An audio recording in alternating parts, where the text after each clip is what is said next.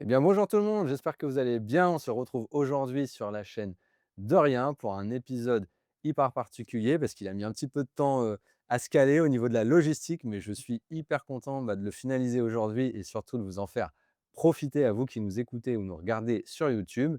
Et aujourd'hui, j'ai la chance d'être en présence de Mascache. Bonjour Mascache, Bonjour Romain, bonjour à tous. tu vas bien? Bah ça va super et toi? Comme je le disais en intro, je suis hyper enjoué de cet épisode.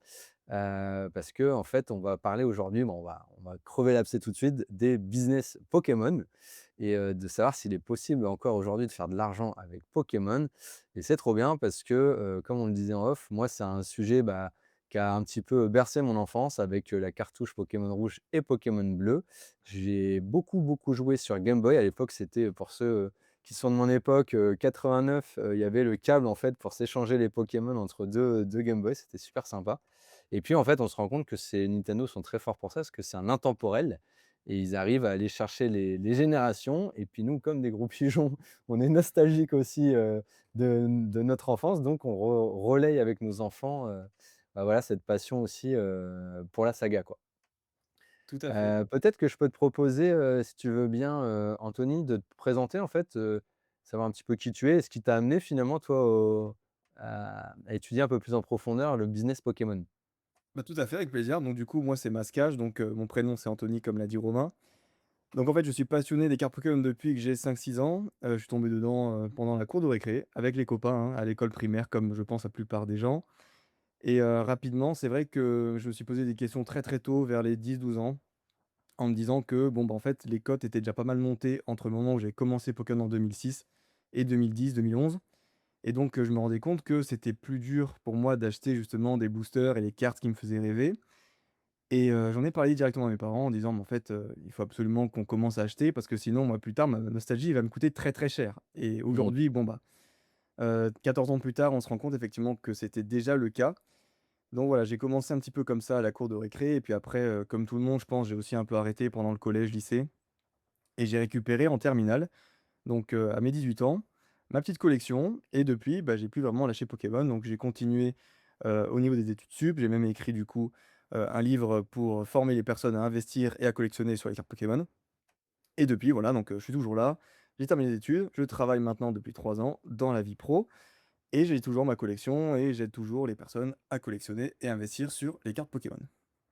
Trop bien, en tout cas bravo à toi déjà d'avoir gardé ta collecte parce que tu vois, moi j'avais un super beau classeur, avec pas mal de belles cartes, alors même s'ils étaient pas forcément mint, hyper propres, mais je sais pas du tout ce que j'ai foutu de ce classeur et c'est un peu le mystère en famille de se dire où il est passé, hein. Peut-être un jour on retrouvera un carton, mystérieux Oh dans lequel purée. on le dénichera, mais Ouais. tu vois même pas pour le côté, coût, même si peut-être qu'il y aurait une certaine valeur parce que j'avais des belles cartes, mais ouais le côté, un peu nostalgique, je suis deg de pas l'avoir, et c'est vrai que maintenant avec mes enfants, quand je les vois, parfois ne pas mépriser leurs cartes, tu sais, les jeter à droite à gauche, ne pas les trier, ne pas les ranger, je leur dis: «Attention, vous allez le regretter». Sait-on jamais plus tard, ouais, ouais, c'est sûr.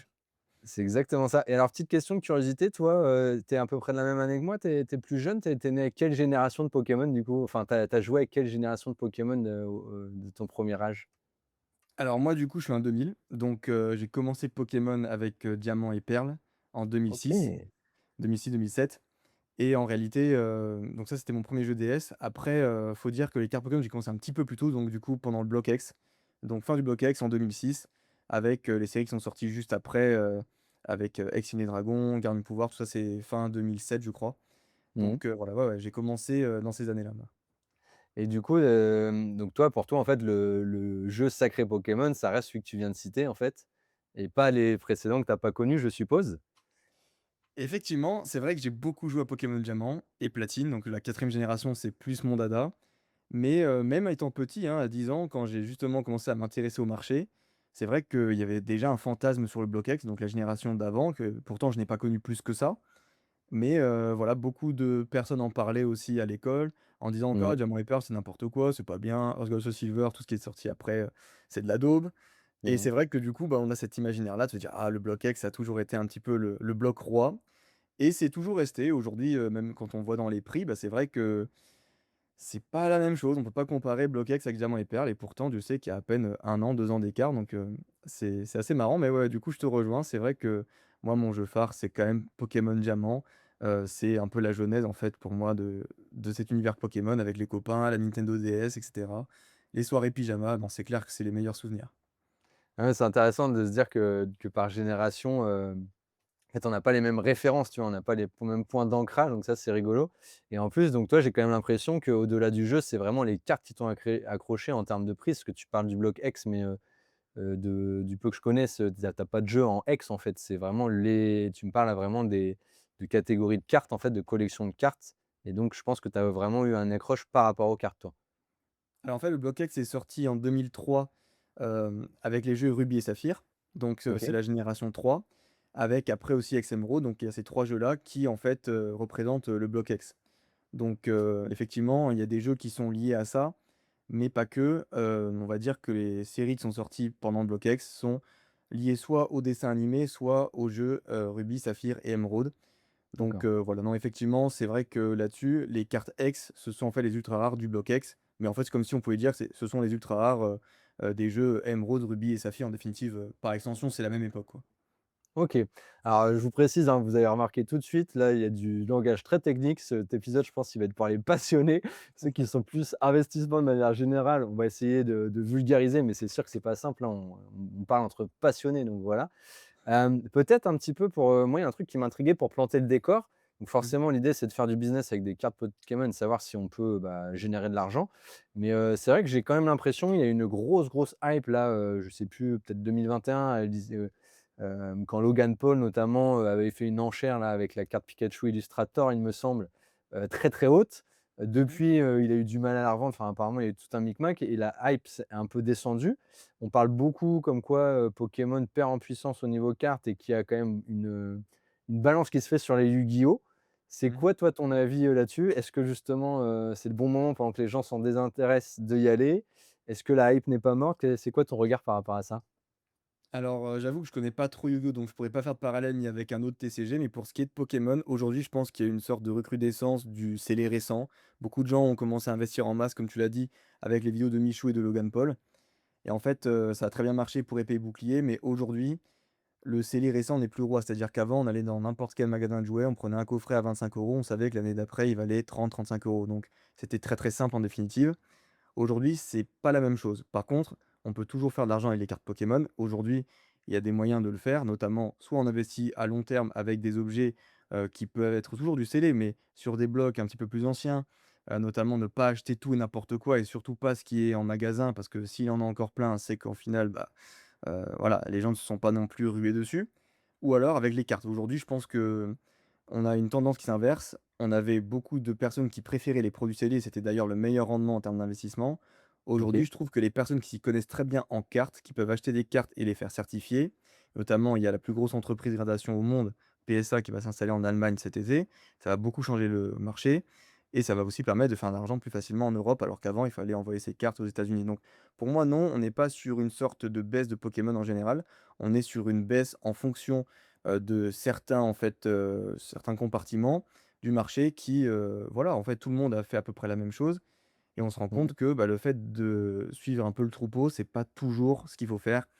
Pour moi, c'est un bon signe du fait que le marché se durcit un peu et au contraire, permet vraiment aux connaisseurs de tirer leur épingle du jeu et malheureusement aux personnes qui, suivent un petit peu, bah, la masse de parfois avoir, des risques de se tromper, ouais. Ouais, donc la croissance n'est pas morte, les gains potentiels sont présents, mais effectivement, il fait peut-être un peu plus appel aux connaisseurs. Alors c'est intéressant ce que tu as dit, pour essayer de vulgariser un peu. Je pense qu'effectivement, il y a plusieurs, manières différentes de faire, du business Pokémon. Malheureusement, le plus facile, c'est d'acheter en fait, sous scellé puisque, toute collection, hein, quelle qu'elle soit, de cartes Pokémon ou autre, en fait, à partir du moment où tu as le truc blister, même pas ouvert, même pas un croc, ce qu'on appelle Mind, si je dis pas de bêtises, enfin, en tout cas, c'était Oui, le cas pour les jeux vidéo. Je sais pas si c'est oui, pour c'est ça, ouais. Pokémon pareil. Mais en gros, forcément, bah, comme c'est, intact, ça risque de garder plus de valeur par la suite. Mais, c'est souvent, on va dire alloué aux images des scalpers aussi, qui achètent Mmh. en masse pour vraiment faire du très court terme, revendre, direct après. Donc voilà, ça suscite un peu l'indignation parce que, c'est, un peu du profit, pur et dur, très capitalistique et potentiellement ça prive aussi des enfants, profiter. Bon ça, on va pas rentrer dans le débat. Il y a aussi, je trouve le côté Nintendo, bah, qui fait exprès, hein, de faire de la limitation qui forcément peut générer ce genre de choses. Mmh. Par contre, tu as d'autres méthodes que ça. Donc tu as ceux qui, un peu moins scalpeurs, vont acheter, mais avec une vraie envie de garder, c'est ça? Mmh. Tout à De fait. jouer en fait sur les années, c'est une stratégie ça? Ouais, ouais, exactement. Bah, c'est-à-dire que tu as des investisseurs qui sont déjà plus posés. C'est des personnes et puis généralement, moi j'en ai justement 600, même plus maintenant 680, dans mon serveur Discord. En fait, je me rends compte que la plupart des gens n'achètent pas que par conviction de gagner de l'argent. Ça, c'est illusoire. Il Mmh. y a une très, très faible majorité de personnes qui font ça. En fait, il y a beaucoup de gens qui viennent, même quand ils veulent investir et qui achètent surtout des trucs par passion. Ils peuvent pas s'en empêcher. Parce qu'en fait, c'est très, très dur pour des passionnés de se dire: «Tiens, peu importe ce que j'achète, c'est un truc qui me plaît pas, ça reste du Pokémon. Mon but, c'est de faire de l'argent». Beaucoup de gens vont se dire: «Bon, bah, même moi, hein, je suis le premier à le faire. Mmh. OK, bah, je vais acheter ça parce que je pense que c'est un bon rendement, mais est-ce que c'est le meilleur?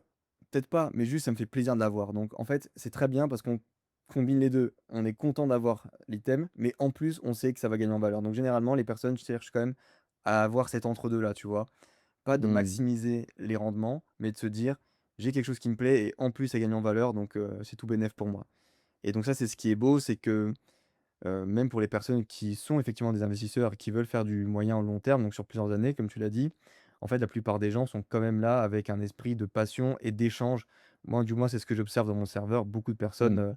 sont sur, cet état d'esprit-là, en fait. Ils sont pas très agressifs, Mmh. contrairement effectivement à ce qu'on pourrait un peu voir paraître, des gens qui se bagarrent, dans les rayons de supermarché. Bon, déjà, je leur ai dit 1 million de fois que c'est pas une bonne stratégie, que dans tous les cas, quoi, tu attends 2-3 heures, tu vas avoir une ETB, tu vas gagner 15 € dessus si tu leur revends sur Vinted, ça vaut pas la peine. Enfin, même le Mmh. rendement, si on parle même de pur rendement, heu, autrement du fait que les gens se comportent comme des animaux, c'est peut-être des fois de gagner 15-20 € pour rester 3 heures ou 4 heures. Donc ça fait du Mmh. 5 € de l'heure, c'est beaucoup moins que le SMIC, c'est pas très avantageux. Donc Bah oui, parce qu'avant, ça on pouvait faire jouer l'effet volume, en acheter plein, sauf que mmh maintenant, bah, les magasins ont bien compris, la discorde, donc en fait, c'est limité à un nombre de pour les personnes, à un nombre, c'est ça, hein? Oui, c'est ça. Bah, généralement, c'est un produit par personne, donc je l'ai fait avec des amis, hein, cet été parce qu'on voulait s'ouvrir, un petit peu de Foudre Noire et Flamme Blanche, très bien. On est arrivé dans le Cultura, au bout d'1 heure et demie de queue, en plein soleil, il faisait 35 degrés sur la Côte d'Azur. Bon, bah, on est arrivé, on était tout dégoulinant, il y avait plus de d'ETB, donc un item par personne, bah, on a acheté un coffret à 30 € et c'est même pas pour après le revendre, c'était juste pour ouvrir, on peut même pas ouvrir. Donc au final, même si j'avais voulu le revendre sur Vinted, j'aurais vendu au même prix parce qu'il y en avait tellement de partout qu'en fait, ça ne se revendait pas plus cher. Mmh. Et au final, on a attendu, oui, 1 heure et demie facile, en plein soleil. Donc est-ce que ça vaut Ouais. vraiment la peine de le faire? Je pense que beaucoup de gens se rendent compte que ça devient de moins en moins le cas. Parce que, avant, il y a des grosses marges à se faire. Aujourd'hui, une ETB d'une série, donc une ETB, c'est un coffret de Dresseur d'élite qui, du coup, se vend dans le commerce autour des 60 €, se revend 75 € max sur Vinted. Donc, avant, c'était pas le cas. Avant, on pouvait les revendre 85-90 € il y a encore 6 Mmh. mois. Là, on voit Vaut que mieux garder même ça un pour les petit peu, séries effectivement, laisser couler les années pour mmh potentiellement retrouver déjà, garder cette idée de rareté parce que plus tu vas conserver, plus les exemplaires vont se faire rares, c'est normal. mh. Et puis, il va effectivement potentiellement retrouver quelqu'un de la nostalgie, qui a eu une histoire avec cette série-là ou quoi. Donc ça, c'était l'aspect on achète vraiment du neuf et tout qui peut bien fonctionner à condition de garder dans les années et d'avoir une certaine connaissance. D'ailleurs, je vais revenir derrière, dessus parce que c'est important. Mmh. Par contre, donc moi, il y a un truc qui m'intrigue. Est-ce que, d'après toi, ça peut fonctionner sur du one shot, une carte? C'est vrai qu'on a beaucoup de passionnés qui font des maintenant, c'est devenu la mode, des je sais pas comment on appelle ça, des unboxing ou des blisters, tu sais, en direct live Ouais, et c'est bien qui reçu, ouais. parfois ont la chance de tomber sur la carte de fou, qui vaut la blinde. Est-ce Mmh. que c'est plutôt du casino ou est-ce que ça peut être une stratégie payante de faire comme ça et de déballer finalement, de kiffer et potentiellement de tirer son épingle du jeu? Non, moi, je pense qu'aujourd'hui, c'est vraiment du casino parce qu'en définitive, supposons, allez, tu as une chance sur 100 et quelques, boosters, donc tous les Mmh. 108 boosters, je crois que c'est ça en moyenne, tu as une alternative et une OK, alternative, ça peut être une grosse carte comme un méga Dracofeu qui, à sa sortie, vaut 400 et quelques euros, comme ça peut être, un méga Loquepin qui vaut 25 €. Donc c'est-à-dire d'accord. que, supposons, tu as une alternative, effectivement, au bout de 100 boosters. Très bien, un booster, on va dire que ça vaut 6 €, ça fait 600 € de dépensés. Même si tu as méga Dracofeu, qui est dans le meilleur des cas, ça va toujours dépendre du coup de ce que tu auras chopé dans les autres boosters, parce qu'il te restera toujours 200 et quelques euros de déficit. Par contre, si tu chopes le méga Lopin, là, il te reste 575 € à les choper, parce que 600 moins 25 du coup. Là, c'est impossible que tu Faut puisses, s'accrocher. récupérer la mise, tu vois? Donc pour moi, Mmh. non, il y a pas de possibilité de gagner de l'argent en faisant, des unboxings. Les seules personnes qui font ça, c'est des personnes qui vendent, comme tu l'as très bien dit, en live, sur des plateformes comme Whatnot, comme Voct et qui justement, en fait, vendent les boosters scellés. Après, elles les ouvrent en live et les personnes payent juste pour l'expérience, pour se dire: «Ah bah tiens, ça m'a fait kiffer, j'ai ouvert un booster que j'ai payé 9 € au lieu de l'avoir acheté 6 €. Mais c'est pas grave, c'était en live, on a bien rigolé, il y a pas mal de copains qui se connectent aussi, on est 100 sur le live et puis on rigole bien». Donc c'est Mmh. plus, on va dire, ouais, du fun plutôt que vraiment une stratégie payante. Pour moi, non, non, c'est même pire que le casino. Je pense que tu as plus de chances de gagner, à la D'accord, roulette ouais, que donc ça d'ouvrir des c'est du boosters. kiff à l'état pur et voilà, faut plutôt éviter si on veut engendrer, du bénéfice. Mmh. Autre stratégie, qui m'interroge beaucoup, est-ce qu'aujourd'hui donc tu parlais de faire certifier les cartes, c'est-à-dire qu'effectivement il existe des organismes où tu envoies ta carte par rapport à l'état et cetera, ils vont te mettre une note sur 10, la Mmh. meilleure étant, 10 et bah, effectivement après donc ils vont l'encapsuler dans une espèce de coque, plastique transparente qui va te permettre, en plus d'avoir donc la certification, elle est un peu scellée quelque part. Mmh. C'est ça. Est-ce qu'aujourd pardon, tu dis? Oui, c'est ça exactement. Ouais, c'est ça, je me trompe pas, ouais, parce que je suis moins expert que toi, donc n'hésite pas à me reprendre. Non, non, non, c'est ça. Et donc en fait, est-ce que tu penses que ça peut être une stratégie de chercher de la carte plutôt, je dirais d'occasion, même si c'est du bon état, mais sur différentes plateformes, en brocante, via des boutiques et après potentiellement essayer de la glow up en la faisant certifier derrière? Est-ce que ça peut être aussi une autre stratégie payante?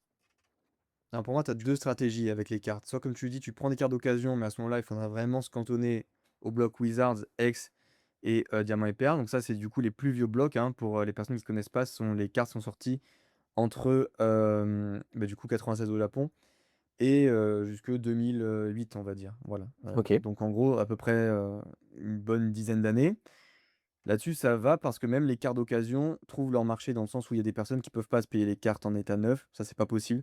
On est sur des cartes qui parfois valent plusieurs milliers d'euros, donc les personnes qui veulent avoir les cartes dans leur collection vont préférer payer 200 € et avoir une carte peut-être en état correct plutôt que de payer 2 000-3 000 € et de l'avoir en neuf en PSA 10 par exemple. Mais Mmh. par contre, si vraiment on veut faire cette stratégie de gradation avec des cartes récentes et sur du volume, à ce moment-là, on est obligé d'aller sur des cartes qui sont, revues de manière très exigeante. C'est-à-dire que le central doit être parfait, il faut pas qu'il y ait de points blancs, il faut pas qu'il y ait de micro rayures. Donc voilà, ça devient vraiment une expertise à faire, en amont et effectivement après oui, il y a des très, très gros coefs multiplicateurs. Moi, c'est d'ailleurs quasi exclusivement ce que je compte faire pour les mois à venir. Je prends par exemple, une série récente, on a un Mewtwo X en alternative qui est sorti, qui vaut 450 € en carte nue, mais une fois qu'il est gradé, il se revend 1 300 € en PSA 10. Donc on a quand même un très, très gros delta et c'est comme ça qu'effectivement on peut avoir un effet boule de neige qui est pour moi très intéressant aujourd'hui sur le récent. C'est pour ça que je te disais en début, de ce podcast que pour moi, si on a l'expérience et qu'on peut se permettre, voilà, de savoir quelle carte vaut PSA 10 ou pas, c'est très intéressant d'aujourd'hui se mettre aux cartes plutôt que de conserver du scellé qui prend d'ailleurs beaucoup plus de place et qui va mettre Mmh. plus de temps à monter et aussi bien pour faire de l'argent que pour collectionner. Parce qu'aujourd'hui même avoir une collection ça coûte cher, donc si on peut se servir de son expertise en Pokémon pour justement dégager, des gains et après les réinvestir dans sa propre collecte et avoir des pièces, prestigieuses et bien, c'est gagnant-gagnant pour tout le monde.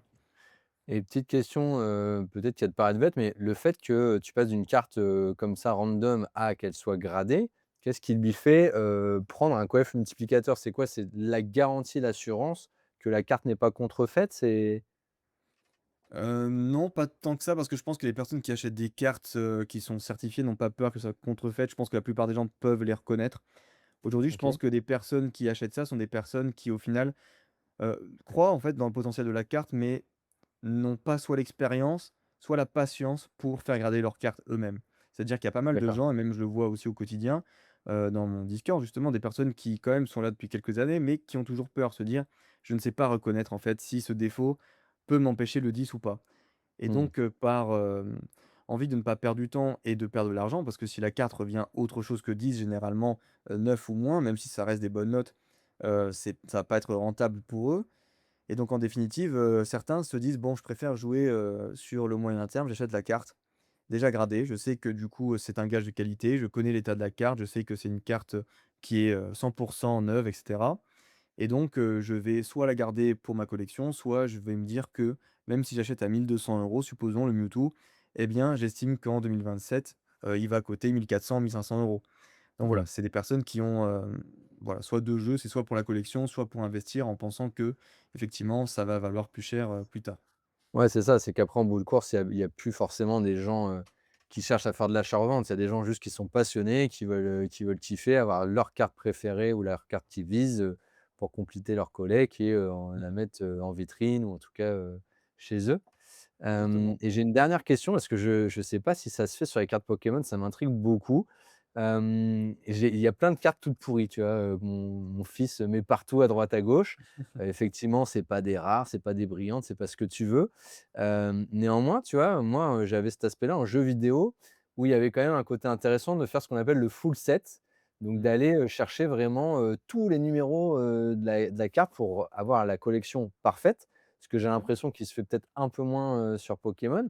Mais est-ce que ça vaut le coup, à l'inverse, d'avoir des cartes peut-être toutes pourries que les gens auxquels ne pensent pas, dans l'idée de pouvoir compléter un fameux full set? Alors, ouais, il y a pas mal de personnes qui le font en fait, le master set, c'est-à-dire d'avoir la carte en version basique et la carte dans sa version reverse.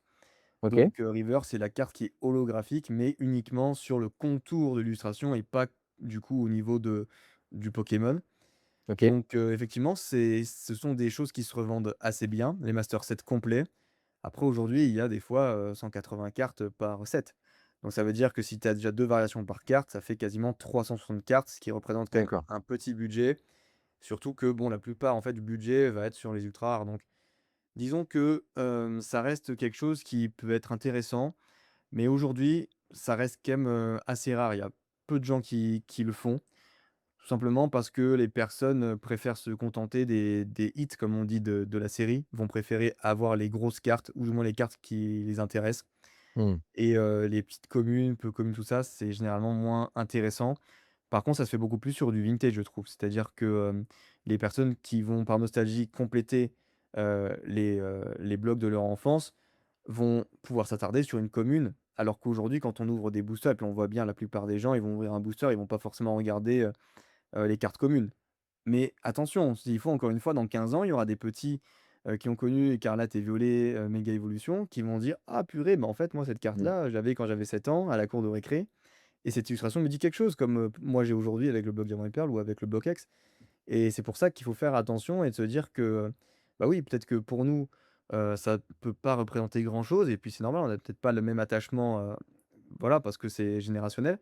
Mmh. Mais pour des enfants plus tard, il faut toujours voir ça de leurs yeux aussi. Bah, ça représente, leur jeunesse donc voilà. Non, non, il faut aussi Ouais, tu as attarder raison, quand ouais. même un minimum.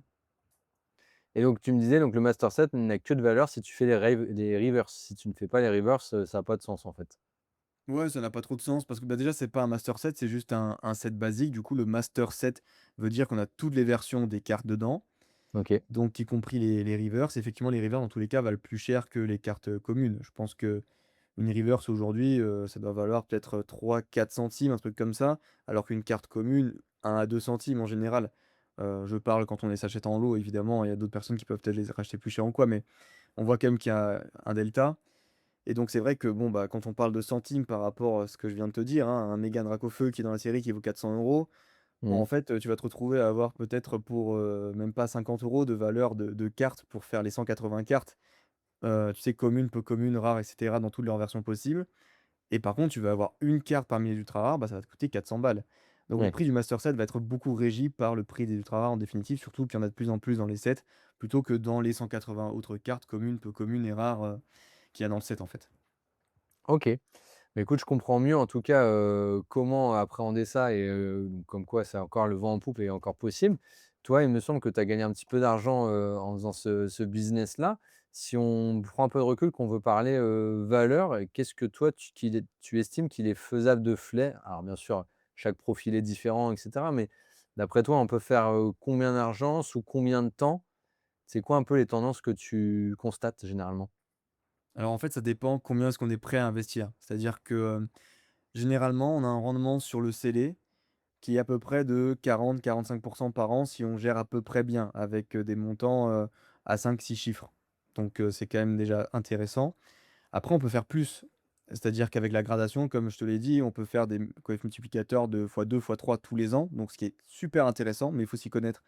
Et avec du gros volume, bah, ça demande aussi beaucoup plus, d'investissement, mais enfin, en termes de temps aussi, tu vois? Il faut Oui, sélectionner les cartes, il faut les faut envoyer. chiner un peu mieux Heu, plus, quoi.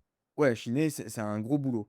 Donc c'est pour ça que en réalité, investir 500 € par mois, c'est pas trop problématique, je trouve, dans Pokémon.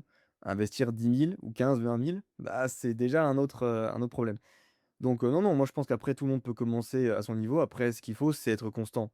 Peu Mmh. importe, même si on a 50 € à mettre par mois dans une carte Pokémon, ce qui est déjà un budget correct, en fait, tout est possible, mais il faut se dire, il faut accepter que, en fait, oui, sur la première année, peut-être que tu vas passer de 50 € à 300 € ou 400 €.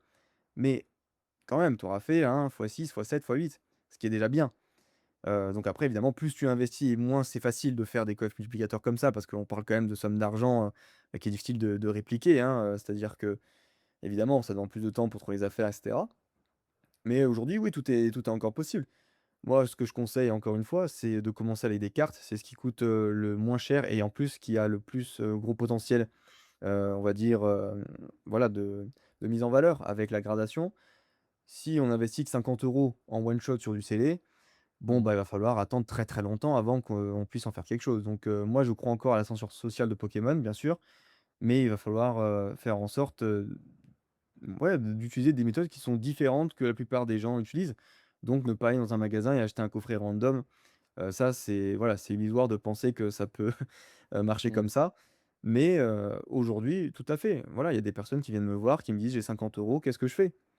Très bien, on peut trouver des solutions, mais il faut accepter que ça peut être juste d'acheter une carte à 35 €, la faire grader et attendre 3 mois qu'elle revienne.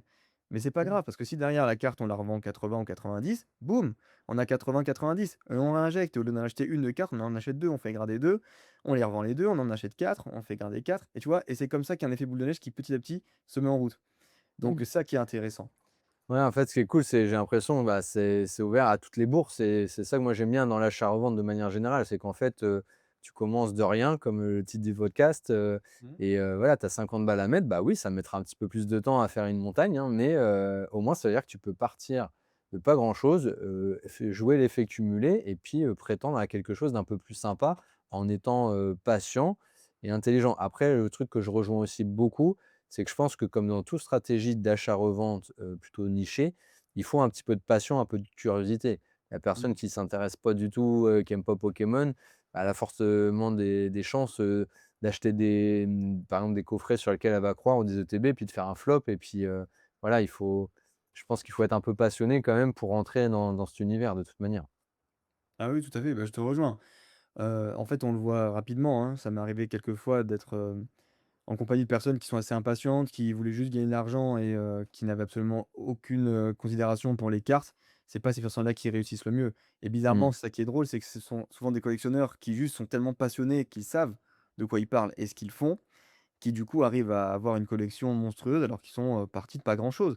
Mais juste parce qu'ils font ça tellement au quotidien avec une passion, ils passent du temps, mais ils s'en fichent. C'est comme si, on jouait au football ou on regardait une Bien série sûr. Netflix. Pour eux, ils font pas ça comme un travail et en définitive, eh bien oui, c'est comme ça qu'on arrive à croître un capital. Mais dans tous les cas, ça c'est clair et net. Hem, le business est ouvert aux personnes qui sont intéressées par la licence. Les personnes qui veulent juste, suivre bêtement et qui, voilà, ne réfléchissent pas ou ne veulent pas apprendre, vont être bloqués à un moment donné. C'est pas possible de continuer dans un milieu et de devenir millionnaire avec les cartes Pokémon, c'est possible, mais pas si jamais on s'en désintéresse complètement ou que on pense que Mmh. ça va se faire du jour au lendemain. Ça peut se faire sur 10 ans, mais voilà, il faut commencer avec un petit capital et tous les jours, ne pas lâcher, continuer à le faire fructifier, à faire grossir cette boule de neige qui dévale de la piste rouge et à la fin, on se retrouve, en bas de la montagne, avec Mmh. un bel amas. Voilà, c'est un petit peu l'image C'est que clair. j'ai envie de donner. C'est clair, carrément, je suis d'accord avec toi, mais voilà, en tout cas, on peut commencer et faire un truc assez sympa. Alors justement, ce qui m'intéresse, heu, voilà, j'étais hypé par ce qu'on vient de dire, je crois au potentiel, je me dis: «Allez, j'ai, 500 balles, à mettre dessus».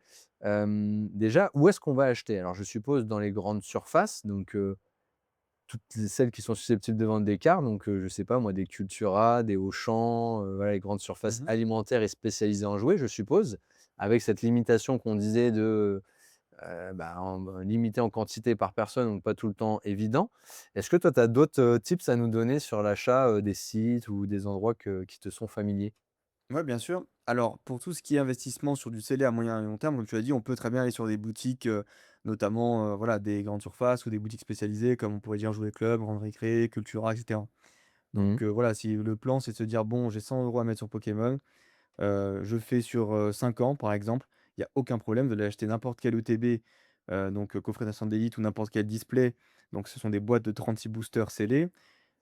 Vous l'achetez et vous revenez 5 ans plus tard, il y a aucun monde où, ça n'a pas pris une belle cote, ça c'est impossible. Mais si on veut être beaucoup plus ambitieux que ça et pas se dire: «Tiens, je fais qu'un plus 50 en 5 ans» et cetera et qu'on veut voir plus loin, à ce moment-là, pour moi, il faut pas acheter du CD, il faut pas aller du coup dans les grandes surfaces. Donc il faut acheter des cartes et comme ça, les cartes se vendent généralement sur, les boutiques, spécialisées, mais plutôt des boutiques, on va dire, comme par exemple, on a Paris Foodie Store, on a Cartabave, donc ce sont en fait, je pourrais dire des boutiques physiques, mais des boutiques, qui en fait sont des passionnés qui ont monté leur business et ce ne sont pas en fait des grands groupes, comme on pourrait dire, voilà, avant on a parlé de Jouet Club et cetera. Mmh. Donc ces personnes-là vont revendre des cartes. Généralement, c'est ce qui est le plus intéressant, c'est de faire un peu un mix. Moi, ce que je conseille de faire, c'est quand même d'avoir une partie, qui est liée à l'achat-revente. Donc généralement, mettre peut-être, 30-40 de son budget si vous êtes frileux sur l'achat-revente, mais quand même garder 60-70 en investissement long terme pour que vous ayez une base solide. Mmh. Après évidemment, ça c'est en fonction de la disponibilité des fonds. C'est-à-dire que si vous avez que 100 € à mettre, là le but c'est d'essayer de bastonner, l'achat-revente à fond parce que sinon ça va être compliqué dans tous les cas de grossir avec, 100 €.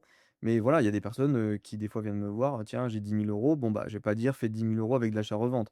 Je vais dire: «Alloue 3 000 à l'achat-revente et 7 000 sur l'investissement moyen long terme». Parce que c'est ce qui va te permettre quand même d'avoir avec ce genre de montant une certaine stabilité et de faire progresser le portefeuille. Donc voilà, oui, effectivement, pour les personnes qui veulent commencer, acheter des cartes, je pense que c'est le plus intéressant dans les boutiques, comme ça, spécialisées en physique. Sinon, ce que je conseille de faire et moi, c'est ce que je fais tout le temps, c'est j'achète en ligne sur Vinted, sur Le Bon Coin, sur eBay de temps en temps. eBay, c'est quand même un petit peu moins en vogue en ce moment et Mmh. sur, Cardmarket, qui est du coup la plateforme référence européenne pour la vente de cartes à l'unité. D'accord. Alors donc du coup, bah, tu m'as bien expliqué, donc j'ai 500 € maintenant, je sais où je vais, donc soit en boutique pour de l'achat-revente, simple, on va dire, soit effectivement plutôt viser les boutiques spécialisées, ça j'ai bien compris. Alors par contre, il y a des choses que j'ai du mal à dissocier. Le premier, c'est que j'ai l'impression de tout ce que tu nous racontes, le format est hyper important. Donc pour peut-être faire un récap, il y a quoi? Il y a booster, c'est ça? Donc c'est Oui. juste un paquet de cartes simples tout seul. Mmh. Après tu as le display, donc tu disais avec un certain nombre de paquets dedans. Oui, 36 ou 18 pour les formats mini, effectivement. OK, et après donc tu as, des ETB qui sont des gros coffrets carrés, c'est ça? Exactement, qui contiennent 9 boosters et une carte promotionnelle. OK, et entre 2 donc tu as peut-être quelques formats, je sais plus, la boîte en métal, la Tiny je sais plus quoi? Oui, Pokébox ou alors Minitin. Donc Pokébox, c'est 4 boosters plus une carte promotionnelle et Minitin, c'est 2 boosters plus généralement des goodies comme des autocollants ou alors des stickers. Voilà, donc Nintendo est très malin et très commerçant, ils ont plein de dérivés. Tu as le tripack avec, les 3 boosters, le jeton, c'est ça? Oui. Et tu as un autre truc, je sais plus comment il s'appelle, le display, c'est plutôt un rectangle, hein, un grand rectangle? Mmh. Bah, alors tu as alors tu soit les coffrets ou alors tu as les Ouais, c'est ça, displays les où coffrets. effectivement tu as les displays de 36 boosters ou de 18 boosters aussi. Donc déjà, est-ce que bah, déjà là, tu vois, je pense qu'on a peut-être perdu certaines personnes. Mmh. Est-ce que déjà il y a des choix à faire sur le format à acheter? Est-ce que, booster, on risque forcément de se planter? Tu disais display ou ETB, on se trompe, rarement. Est-ce que toi, tu as des formats de prédilection déjà? Ouais, je pense que de toute façon, déjà dans ce que le marché recherche, la plupart des gens recherchent que des ETB ou des displays. Parce que ce D'accord. sont les produits les plus commercialisés et surtout, ce sont des produits qui, historiquement, ont fait les plus gros coefs multiplicateurs. Donc les personnes sont assez au courant et se disent: «Bon, on va en garder une ou 2 de côté». Donc effectivement, ça a déjà fait ses preuves. Après, il y a aussi d'autres choses qui sont intéressantes. C'est beaucoup plus technique, mais c'est ce qu'on appelle aussi les cases de blister. Donc les cases, ce sont en fait des cartons scellés d'usine. Ça vient directement de l'usine. OK. Donc on a des blisters. D'ailleurs, tu en as derrière toi sur ton épaule droite, des blisters, si tu peux voir. Ouais, j'avais fait Et voilà. je sais c'est de ça dont tu parles, c'est ça? Exactement. Eh bien, en fait, une case, c'est un carton qui contient 36 blisters comme, ceux que Comme Romain ça. tient maintenant dans sa main OK. et donc Est-ce que c'est ça ce qu'ils existe fusent. plus? Excuse-moi, je t'ai coupé, mais en plastique, ça n'existe plus maintenant, c'est forcément du carton comme ça pour l'écologie, c'est ça? Ouais, exactement, sauf bon, il y a D'accord. eu, je vais pas rentrer dans les détails, il y a eu 3 4 séries pour le bloc écarlate et violet où c'est ressorti, je ne sais pas d'ailleurs pourquoi. Peut-être qu'ils ont dû D'accord. liquider leur stock de plastique, mais normalement, Peut-être, oui, c'est que du carton aujourd'hui. OK, ça Voilà. marche. Donc ouais, booster, donc ça plutôt, voilà, éviter, plutôt prendre sur des paquets effectivement, complets. Et Mmh. alors après, moi j'ai une grosse interrogation et ça j'ai jamais eu vraiment la réponse. Au-delà du format, tu as la série de cartes. Mmh. Et en fait, ça je comprends pas, il y a des séries en fait, où les gens sont totalement fous, ils sont totalement, hypés en mode, «Ouais, il va peut-être avoir des cartes de fou dedans» et cetera. Et tu as des séries, mais qui floppent totalement. C'est-à-dire que tu as des boosters que tu trouves jamais en boutique, c'est la guérilla, urbaine, faut en choper. Et puis tu en as, ils pourrissent en fait dans les vitrines. Voilà, c'est toujours du Pokémon, c'est toujours, même certains ETB, hein, que tu vois, Mmh. alors tu vois, je te prends un exemple, bon là, c'est pas un ETB, c'est un format, mais moi j'ai cette grosse boîte Dracofeu. Bon, bah, je pense qu'elle est pas super hypée parce que tu la vois traîner à Carrefour, je sais pas à quel moment ils vont la mettre en promo, mais elle est restée des mois et il y en a encore un peu partout, quoi. Ouais, ouais, effectivement. En fait, ça dépend beaucoup de ce qu'il y a dans là, du coup, ce que tu as présenté, c'est un coffret. Ça dépend surtout des séries qu'il y a dans le coffret et là, dans ce coffret-là, le problème est que, bon, même si c'est Dracofeu, on se rend compte que les séries qu'il y a dedans sont vraiment pas faux-folles. Pourquoi? C'est-à-dire que quand on va voir la liste des cartes, notamment, il y a un site comme ça qui répertorie les séries, ça s'appelle Pokécardex. Sur Pokécardex, on peut voir toutes les séries et toutes les cartes qu'il y a dans ces séries. On se rend compte que la plupart des cartes, ne sont pas très appréciées. Donc pourquoi? Parce que les Pokémon déjà qui sont ultra rares, sont pas forcément des Pokémon, qui sont aimés du grand public. Donc c'est-à-dire que quand il y a pas Dracofeu, Rayquaza, Deoxys, Lugia, Ho-Oh, les évolutions du coup, les évolutions d'Evoli, effectivement, ça devient compliqué, d'avoir une série qui cote parce qu'en fait, il y a pas de traction au niveau de la série. Il y a pas en fait, ni d'édition limitée en termes d'impression, ni, de carte qui va se dire: «Tiens, bah, elle vaut 1 000 € donc tout le monde va aller la chercher et ouvrir des trucs ou alors, juste conserver parce qu'on croit dans le potentiel de ces cartes-là. Il y a rien en fait pour, donner un petit peu de jus et donc en définitive, c'est ce qui se passe avec ce coffret où si je ne m'abuse, il y a que des séries, comme, Faille Paradox, Force Temporelle, f Lame Obsidienne où il y a des cartes qui valent peut-être, pour les plus chères entre, 70 et 80 € et donc on est Mmh. très, très loin des séries où on a des cartes à foison qui valent les 250, 300, 400 € qui elles, pour le coup, font littéralement plus péter, le prix d'un item, que ce soit une display, un coffret ou alors même une ETB. Ah, c'est intéressant parce que tu vois, moi qui ai collectionné un peu sur les faits de la Charente, sur les jeux vidéo, ouais, il y a des séries où tu te trompais pas, quoi, tu achetais du Zelda, du Metroid, peu importe après ce que c'était, tu savais que ça allait prendre avec le temps. Là, j'ai l'impression, bah, tu vois, on pourrait dire Dracofeu, grosse figure, parce que, voilà, dès le dé connu depuis le début avec le Pokémon de Sacha et cetera. Non, là, en l'occurrence, j'ai pris un truc Dracofeu, ça a pas forcément de sens, en tout cas pour l'achat-revente, hein. Moi, j'aimais bien juste le coffret, je trouvais stylé. Mais du coup, donc il faut regarder ce qui potentiellement peut être récupéré à l'intérieur. Donc il faut que ça fasse écho avec les figures, les Pokémon que tu viens de citer qui sont plutôt connus, aimés de la communauté. Et donc ça, je peux le voir de toute manière à l'avance sur Pokécard Next, tu me dis, du coup? Ah oui, bien sûr, tout à fait. OK. C'est-à-dire que c'est assez simple en définitive. Il y a toutes les séries qui sont répertoriées, généralement une semaine à l'avance avant la sortie. On peut voir déjà les scans des cartes et du coup, à partir de là, bon, même les personnes qui sont assez, intermédiaires ou débutantes vont pouvoir se rendre compte s'il y a des, ce qu'on appelle des gros hits. Donc c'est-à-dire des cartes qui vont être très hypées, qui vont valoir cher, que tout le monde va vouloir s'arracher, que tout le monde va vouloir faire grader par la suite et cetera. Et donc, il y a certaines séries où malheureusement, il y a pas de traction parce qu'en fait, il y a que des cartes, en ultra rare avec des Pokémon qui sont pas très appréciés ou alors, les illustrations sont même pas jolies du tout. Ce qui fait que la série flop comme tu le dis. Mmh. Ah d'accord, bah, tu vois, je savais pas, tu m'apprends quelque chose. Je savais pas qu'on pouvait regarder à l'avance un petit peu ce qui allait tomber, potentiellement dedans. Un truc aussi que je pouvais te demander, c'est que, dans les cartes achat-revente, c'est vrai qu'on entend beaucoup parler de la contrefaçon et notamment, bah, c'est vrai que de plus en plus, maintenant avec la technologie, les contrefaçons dans tous les domaines sont super bien faites et c'est de plus en plus dur de faire la distinction. Est-ce Mmh. que toi, tu as des petites astuces, pour éviter de se faire avoir à coup sûr, sur les cartes du coup? Ouais, bien sûr. Alors déjà, faut se dire que, au niveau de la contrefaçon, ce qu'ils ont du mal à reproduire, ça reste quand même l'effet foulard, donc l'effet strié. Sur les cartes ultra OK. rares, normalement aujourd'hui, on a des textures sur, la face avant de la carte et généralement sur les fausses cartes, il y a pas ces textures-là. On a aussi une différence de couleur, donc on voit quand même que les couleurs sont beaucoup plus, arc-en-ciel, j'ai envie de dire, sur les fausses cartes, donc ont l'air, moins authentiques que sur, les vraies et sur, notamment le dos de la carte, on a généralement une couleur plus foncée sur le bleu par rapport, au bleu traditionnel des cartes Pokémon sur le verso. Donc c'est beaucoup une question de texture et de couleur. Après, en général, il y a aussi d'autres critères différenciants. Il y a aussi les tailles des bords. Tu sais, on a des bords, sur les cartes. Ouais, Généralement, sur les contrefaçons, ils sont plus épais. Voilà, donc pour ils la arrivent pas commu, effectivement, exactement, des épaisseurs, des arrondis qui effectivement font la spécificité, je suppose, ouais. c'est ça. Donc surtout sur les vieilles cartes, ils arrivaient pas à faire des bords, tu vois, plus fins que ça, quoi. Donc c'était Mmh, cramé, on voyait directement que c'était des bords qui mmh. faisaient 2 fois la taille d'un bord réglementaire. Donc bon, maintenant, c'est déjà plus compliqué à dire, mais ils arrivent pas bien à reproduire l'effet strié ou du moins pas sur le français, heureusement.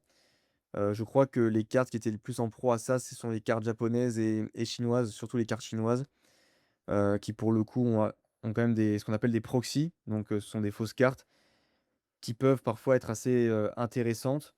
Mais après voilà, c'est pour ça que bon, j'engage toujours de se rapprocher quand même, surtout sur des gros achats, sur des petits achats. À la rigueur, je pense que, beaucoup de contrefaçons sont assez évitables dans le sens où les gens ne vont pas s'amuser à faire des contrefaçons sur des cartes à 1 €. Mais ça arrive des fois, comme tu l'as dit, il y a des Pikachu Illustrator qui sont faux. Là-dessus, acheter une carte à plusieurs, centaines et milliers d'euros et acheter une fausse, c'est vrai que ça fait, quand même, pas du bien au portefeuille. Donc c'est pour ça que, voilà, si jamais, vous avez des gros montants à investir, ou même, voilà, que ce sont des montants qui représentent beaucoup pour vous, faites en sorte de vous rapprocher de quelqu'un qui s'y connaisse, avant de d'acheter. Parce que c'est vrai que même s'il y a pas mal de plateformes sur lesquelles vous pouvez vous retourner, sait-on jamais ce qui pourrait se passer et ouais, ouais, ça arrive quand même de temps en temps, hein, d'avoir, des contrefaçons. Elles sont pas si bien faites que ça pour les personnes qui s'y connaissent, mais pour les débutants, ça peut être un peu, piégeux, ouais. Ouais, après c'est pas d'où la certification, d'où le fait d'aller dans des boutiques, connues qui ont pignon sur rue et Mmh. effectivement, je pense qu'à force de côtoyer les cartes, on affine en fait son regard et on se fait moins avoir. Hem, question aussi que je voulais te poser, c'est, est-ce qu'aujourd'hui donc Pokémon forcément c'est une grosse, grosse licence, il y a plein de goodies et des cartes, bah, il peut y avoir d'autres occasions. Donc je te prends deux trois exemples. Par exemple, ça leur arrive régulièrement de faire des boosters, de cartes dans les McDo avec les Mmh. Happy Meal. Ouais. J'en ai vu aussi parce qu'ils font des petits livrets pour gamins, à la presse, donc tu peux acheter effectivement. Est-ce que ça, tu crois qu'il y a une niche là-dessus? C'est où en fait, faut passer son chemin, c'est juste du kiff à l'état pur? Je pense que c'est du très, très long terme, sincèrement. Mmh. C'est-à-dire que sur les boosters McDo, je pense qu'on est sur du 15 ans avant vraiment que ça commence à devenir rare et que ça décolle un peu. Donc c'est pas forcément quelque chose qui est, très, très en vogue. Après sur les petits livrets dont tu parles, alors c'est-à-dire qu'en presse, il peut y avoir des choses intéressantes. Il y a des magazines qui des fois mettent un booster, un vrai booster du coup de 10 cartes scellé dedans. Mmh. Donc là-dessus, ça peut être sympa parce que ça raconte une histoire aussi. C'est pas que d'avoir le booster, parce que les boosters écarlate et violet ou méga évolution, peu importe la série, ils sont pas très rares.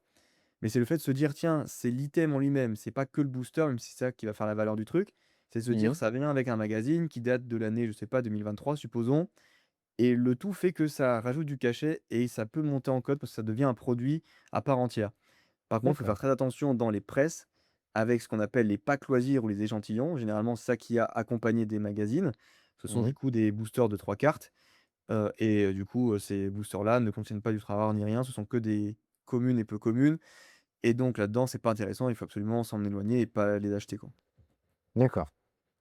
Également, un truc que j'avais en tête, c'est, on sait qu'il y a des domaines, donc je pense notamment aux jeux vidéo, mais aussi, à la numismatie, les pièces, où quand il y a des défauts d'usine, c'est des Mmh. trucs qui sont tellement rares que ça peut coter. Si je ne dis pas de bêtises, j'avais vu des cartes Pokémon où tu avais, peut-être le fond comme ça, Pokémon, la Pokéball des 2 côtés ou des choses comme ça. Mmh. Est-ce que ça peut effectivement, être des dingueries et des bungers à récupérer?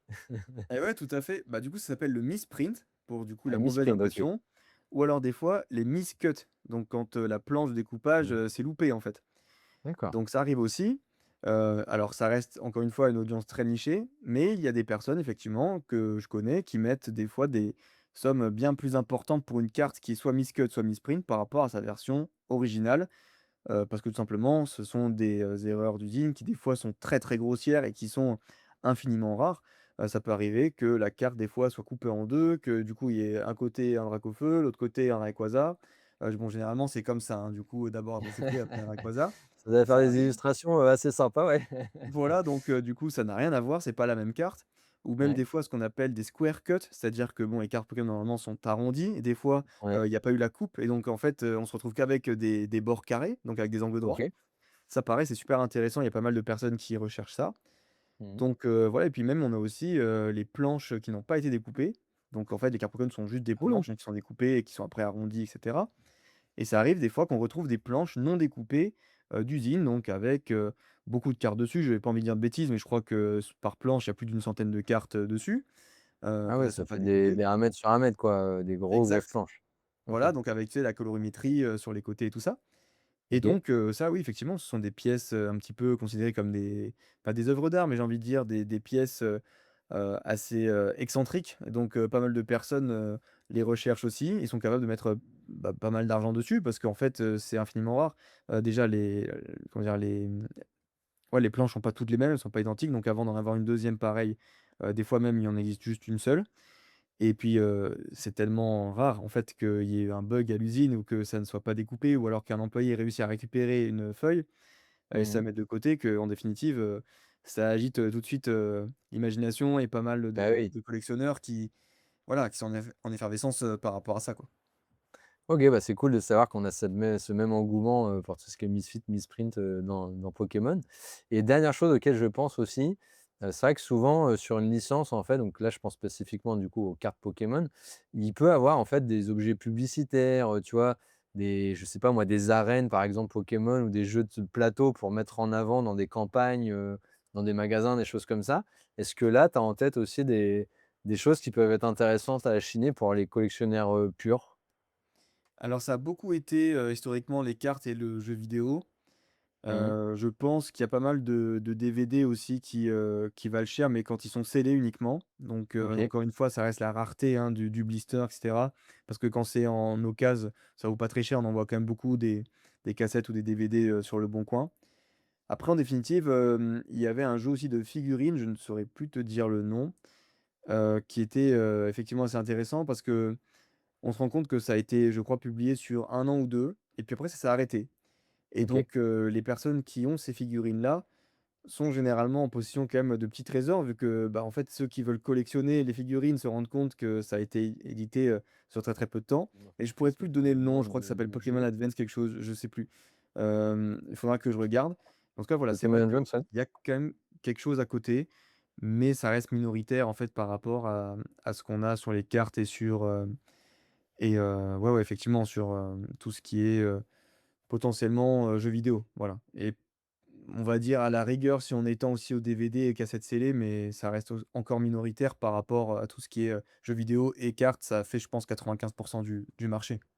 Ouais, bah, après, c'est un écosystème. Souvent, oui, effectivement, quand tu as une grosse licence, l'un va pas sans l'autre, même si ça reste 2 domaines bien distincts, il y a des choses qui se croisent, forcément, c'est clair.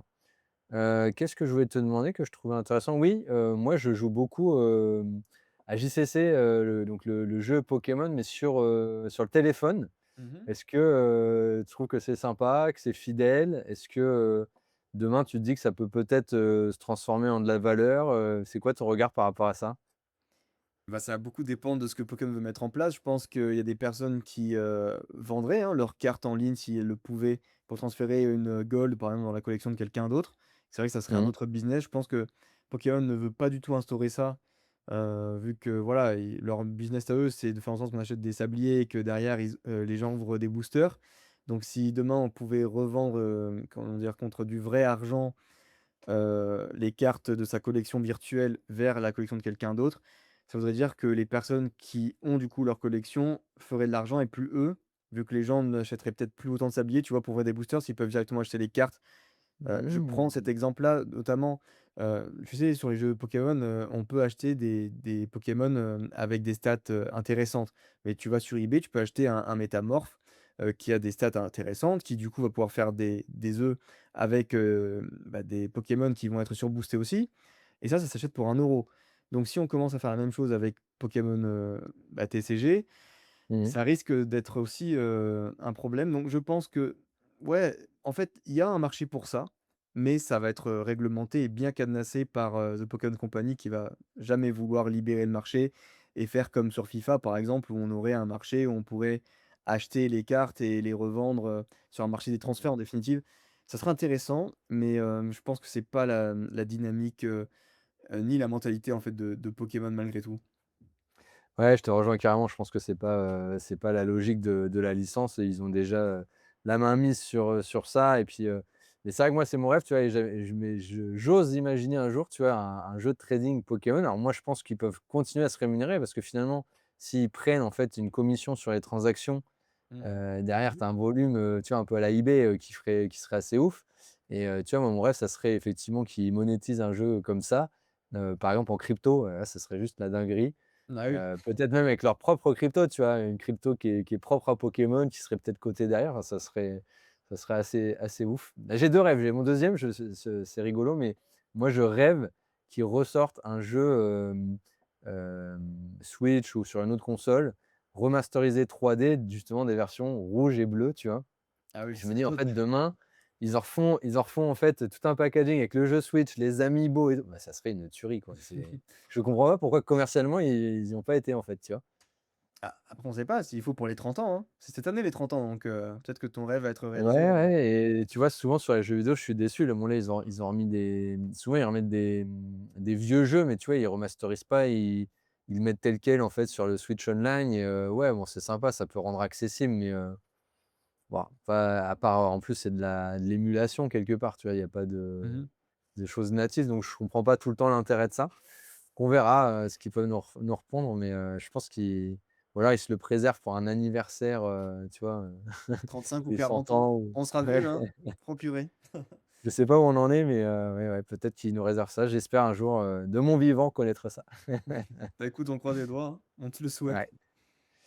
OK, je sais plus ce que j'avais à te dire. Est-ce que toi déjà tu estimes peut-être que j'ai oublié quelque chose d'important ou tu avais quelque chose à dire, que j'aurais pu oublier? Non, non, je pense que c'est important juste de se dire que, on a tous des profils différents dans Pokémon, qu'il y a pas, en fait, un chemin tracé vers la réussite, que ce soit pour la collection ou pour l'investissement. En fait, chacun aura, on va dire, son programme personnalisé en fonction de son budget, en fonction de ses aspirations, en fonction, du contexte. Ça peut être, du court terme, moyen terme, long terme et des risques qu'il est prêt à prendre. Mais en définitive, il y a 1000 et une façons de faire de l'argent avec Pokémon ou de construire sa collection, de ses rêves.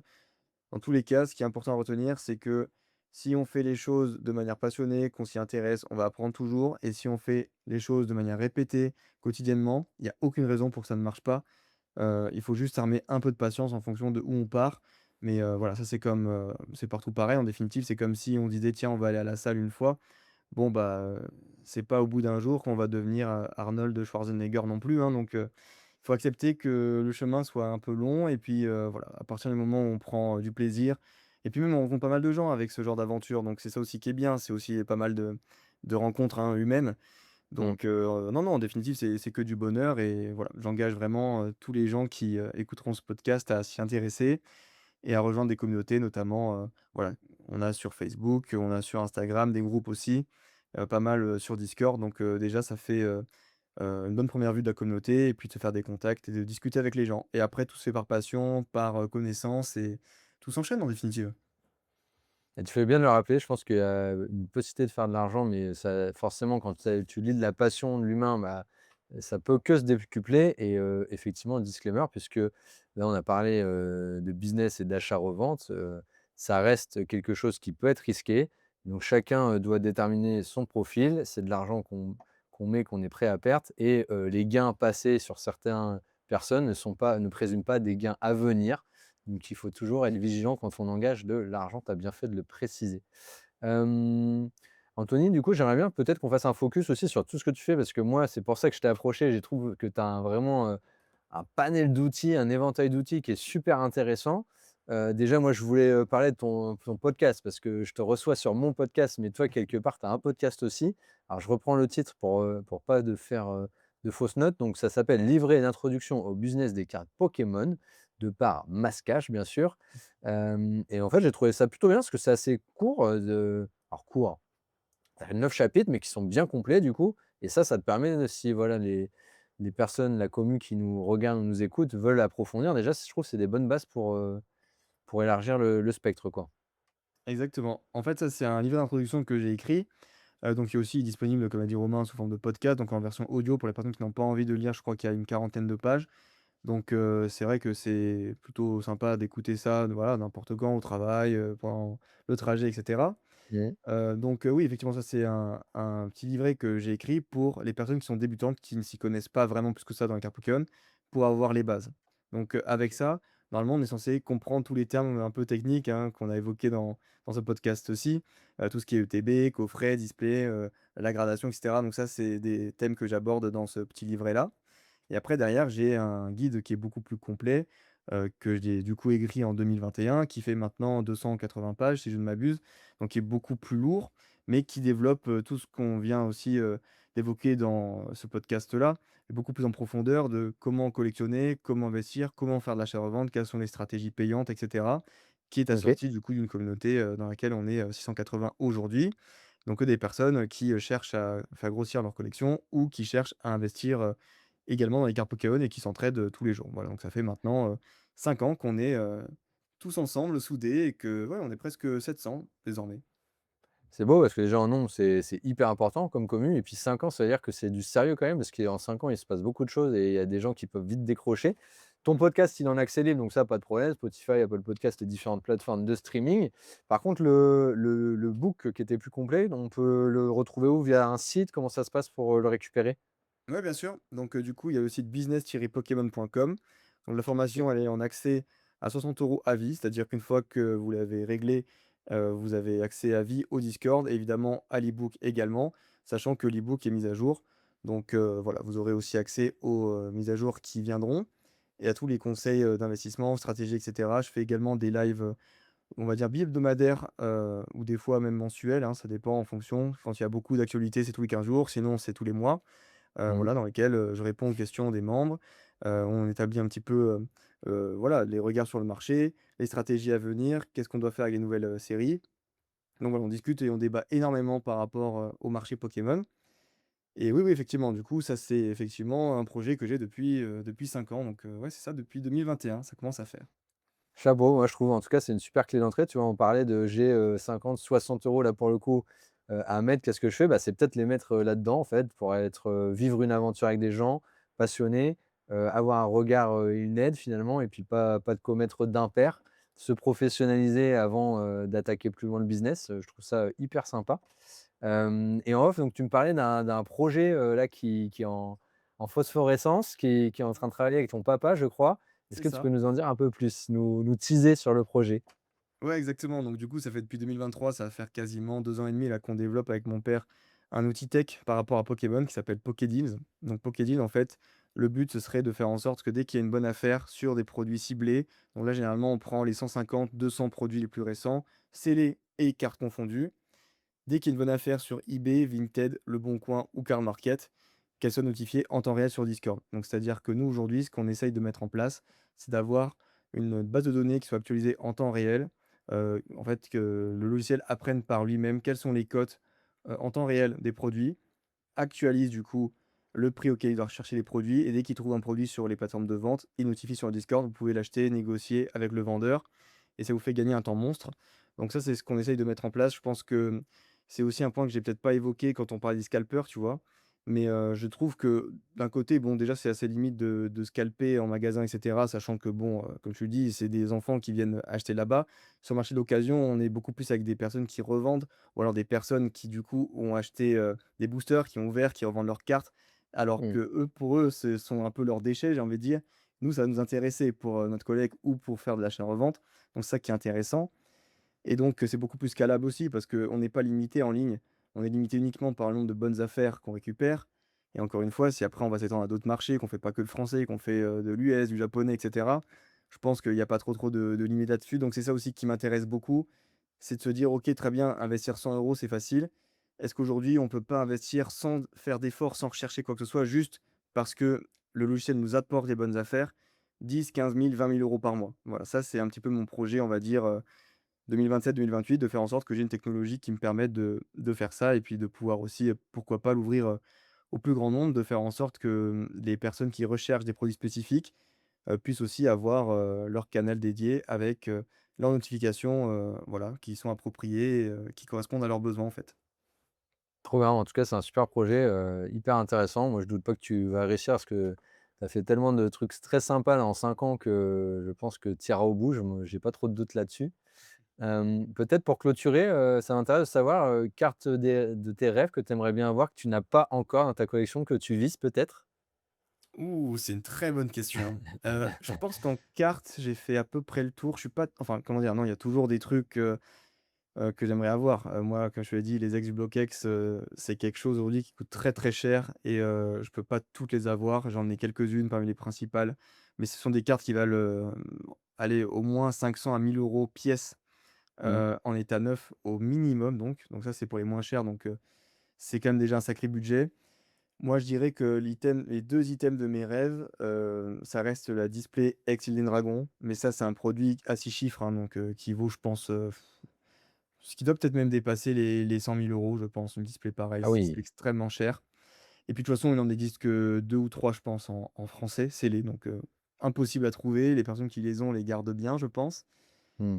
Voilà, ouais, si un jour je pouvais avoir un item scellé où je me dirais: «OK, là, ma collègue, elle a atteint ouais, son apothéose», ce serait ça. Ce serait OK, vraiment bah, d'avoir le la display on X jamais, voilà, par une succession, quelqu'un qui a perdu la notion de rareté de cet objet, un coup du destin, hein, on a tous rêvé de ça en brocante ou voilà, la sait-on petite jamais. mamie qui revend un truc.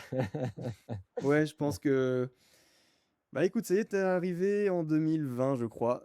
Il y a pas mal de ces boosters qui ont été retrouvés, mais enfin des displays, mais ouvertes, tu vois?